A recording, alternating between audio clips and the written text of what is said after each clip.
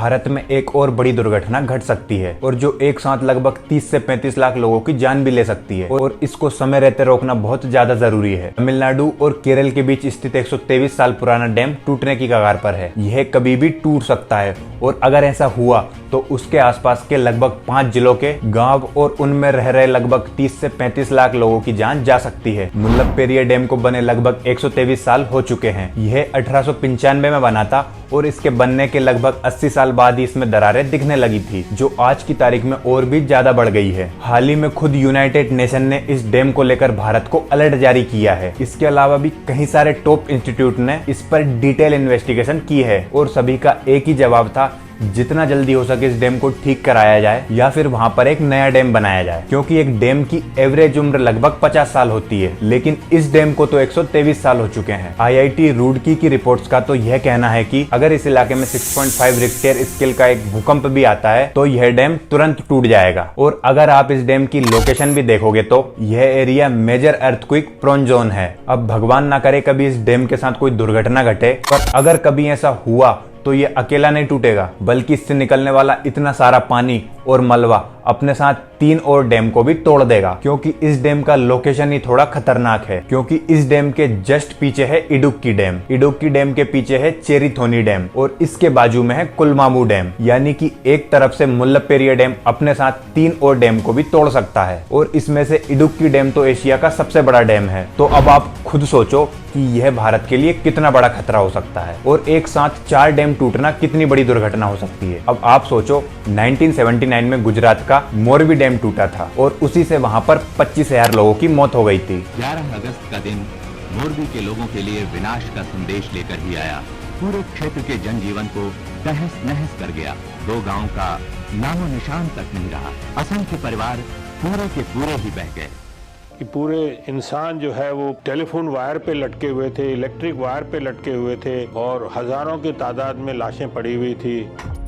और आज भी वही स्थिति बन रही है। हमारे देश में एक बड़ी आपदा कभी भी दस्तक दे सकती है और इस आपदा का सबसे बड़ा कारण है राजनीति। अब आप सोच रहे होंगे कि राजनीति कैसे, बट इसको अगर थोड़ा डिटेल में समझे तो आपको भी ये चीज जरूर समझ आ जाएगी। राजनीति मतलब केरला और तमिलनाडु की सरकार एक दूसरे के ऊपर थोप रही है। 2 states, a 126-year-old dam and a long-standing conflict. Kerala dispute over the Mullaperiyar Dam. और इसका कारण है डैम की लोकेशन। इस बांध की लोकेशन तो केरला बॉर्डर से 173 किलोमीटर अंदर आती है, यानी कि यह डैम केरला की सीमा में ही आता है। तो अब यहाँ पर तमिलनाडु सरकार बीच में क्यों आ रही है कि वह उनके राज्य में आकर डैम की मरम्मत करे, और यही कारण है कि यह डैम आज भी वैसी ही स्थिति में जैसे 123 साल पहले था। दोनों ही राज्य सरकार इसको ठीक कराने की जिम्मेदारी नहीं लेती है। लेकिन आखिर ऐसा क्यों? दरअसल इस डैम की कहानी काफी ज्यादा इंटरेस्टिंग है, तो चलिए इस कहानी को थोड़ा समझने की कोशिश करते हैं। यह बात है साल 1890 की, जब पूरा भारत ब्रिटिश राज में आता था और यह पूरा इलाका मद्रास प्रेसिडेंसी में आता था। जब इस इलाके के कुछ जिलों में सूखा पड़ गया था, मदुरई, थेनी, शिवगंगा और रामनाथपुरम, यह सारे जिले जो आज तमिलनाडु में आते हैं, लेकिन तब इनकी स्थिति और भी ज्यादा खतरनाक थी। लेकिन इनकी इसी समस्या को हल करने के लिए उस समय के secretary of state British India ने ट्रेवनकोर के राजा श्री मूलम थिरुनाल मराठा से एक डील साइन करी। अंग्रेजों का प्लान था कि पास ही में स्थित पेरियार नदी जो कि पश्चिम की तरफ बहती है, उसके बहाव को अगर रोककर मोड़ा जाए तो उसका पानी इन सूखे इलाकों में भी पहुंच सकता है। लेकिन यहाँ पर समस्या ये थी कि ये जमीन ट्रेवनकोर राज्य की सीमा में आती थी और इसीलिए उन्होंने वहां के राजा के साथ एक डील साइन करी कि वह उन्हें 35,000 हेक्टेयर की जमीन 999 साल की लीज पर दे। यह जमीन मिलते ही अंग्रेजों ने वहां पर मुल्लपेरिया डैम बनाया, जिससे इन सूखे इलाकों में भी पानी मिलने लगा और इसी वजह से आज इनकी स्थिति काफी बेहतर हो चुकी है। लेकिन भारत विभाजन के बाद समस्या ये हो गई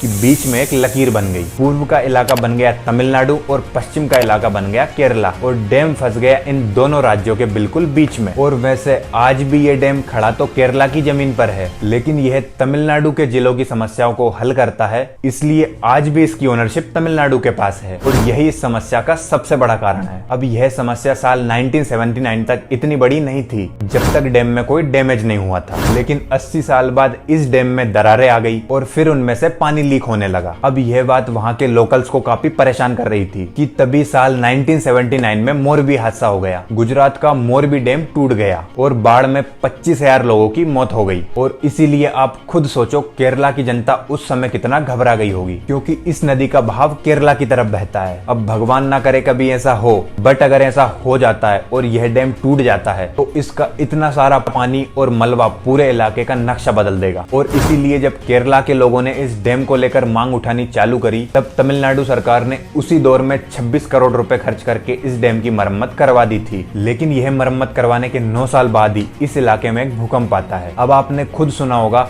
कभी भी डैम कोलैप्स करते हैं तो उसका सबसे बड़ा कारण होता है भूकंप। इस भूकंप के बाद उस इलाके के लोग और भी ज्यादा डर गए थे और वह वहां की सरकार से अपनी नई डिमांड करने लगे कि अब उनको वहां पर एक नया डैम चाहिए। बस इसी घटना के बाद से वहां पर आज तक सिर्फ राजनीति ही चलती आ रही है। अब अगर आप खुद इन दोनों राज्य सरकारों की डिमांड सुनोगे तो आप खुद हैरान हो जाओगे कि कौन सही है और कौन गलत है। लेकिन एक चीज तो इस केस में साफ नजर आ रही है कि दोनों ही राज्य सरकार कहीं ना कहीं इस केस से अपना पल्लू झाड़ रही है। और इससे नुकसान किसका हो रहा है? वहां की आम जनता का। समस्या का सामना किसको करना पड़ रहा है? वहां की आम जनता को। और अगर ये दुर्घटना घटी तो ये इतना बड़ा डिजास्टर होगा कि इस डिजास्टर में 30 से 35 लाख लोग मारे जा सकते हैं, लाखों करोड़ों की प्रॉपर्टी का नुकसान हो सकता है। और यह सब कुछ पता होने के बाद भी डैम की मरम्मत नहीं करवाई जा रही है, just because of political reason. और यह मुद्दा सिर्फ तमिलनाडु और केरल की सरकार के बीच तक सीमित नहीं है, और बल्कि भारत में तो ऐसी योजनाएं निकाली ही इसलिए जाती है ताकि चुनाव से पहले उनके साथ फोटो खिंचवाया जा सके और योजनाओं का लालच देकर आम जनता से वोट मांगे जा सके। अब राजनेताओं ने कहीं ना कहीं अपने मन में ये बात बना ली है कि यह जो योजनाएं हम बनाते हैं ये लोगों की सुविधाओं के लिए नहीं बल्कि वोट मांगने के लिए होती है। और जैसे ही कोई सी पार्टी चुनाव जीती, फिर क्या सारी योजनाएं खत्म। और अगर उन्होंने कुछ बना भी दिया तो एकदम घटिया किस्म के मटेरियल से बनाया जाता है। अब जैसे 2013 में तमिलनाडु में चेन्नई एयरपोर्ट का एक डोमेस्टिक टर्मिनल बनाया गया था, क्योंकि 2014 में चुनाव आने वाले थे। सो 2013 में वहां की सरकार ने इस प्रोजेक्ट को जनता के सामने रखा और 2014 में वो पार्टी जीत भी गई और 2015 में ही इसकी सीलिंग्स भी कोलैप्स हो गई। कोलकाता में भी 2016 में वहां का विवेकानंद ब्रिज टूट गया था, जिसमें लगभग 27 लोगों की मौत हो गई थी और 87 लोग घायल हो गए थे। कल रात को ढलाई हुआ था ब्रिज, ये वाला पोर्शन कल रात को ढलाई हुआ था, सैकड़ों आदमी दब के मर गया। अभी ब्रिज चालू नहीं हुआ, ये पोजीशन है, बाद में क्या होता है। और फिर इसी साल मार्च 2024 में दिल्ली एयरपोर्ट का एक नया टर्मिनल T1 इनोग्रेट हुआ था और इसके 3 महीने बाद ही ये कोलैप्स हो गया, जिसमें एक की मौत हो गई थी और 8 लोग घायल हुए थे। अब इस घटना के बाद कांग्रेस और बीजेपी एक दूसरे के ऊपर आरोप लगाने लगी। यह सारे प्रोजेक्ट हजारों करोड़ के बनते हैं। New parliament building 970 crore, Delhi airport 7,000 crore और अटल सेतु तो पूरे 17,000 करोड़ का बना था। और यह इतना सारा पैसा आता कहां से? आप और हम जैसी आम जनता से। और हमारे भारत में से कई सारे प्रोजेक्ट तो पेंडिंग में हैं। अगर आज का ही ऑफिशियल डाटा देखें तो लगभग प्रोजेक्ट पेंडिंग में डले हैं। और आपको जानकर ये हैरानी होगी कि इन प्रोजेक्ट की वजह से भारत को 5 लाख करोड़ रुपयों का सीधा नुकसान हुआ है। और वो 5 लाख करोड़ किसके पैसे थे?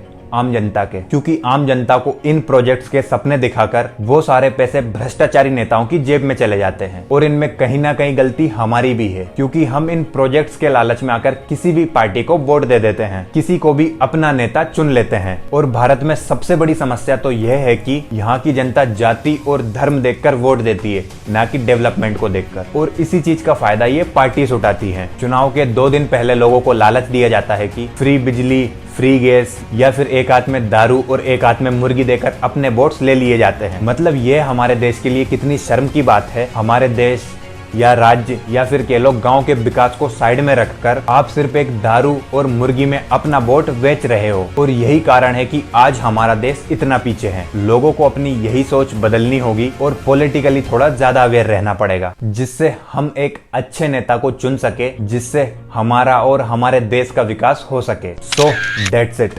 आज की इस वीडियो में बस इतना ही। अगर वीडियो पसंद आया तो लाइक, कमेंट एंड शेयर, और अगर चैनल पर नए हो तो डू सब्सक्राइब। मिलते हैं अगली वीडियो में। बाय।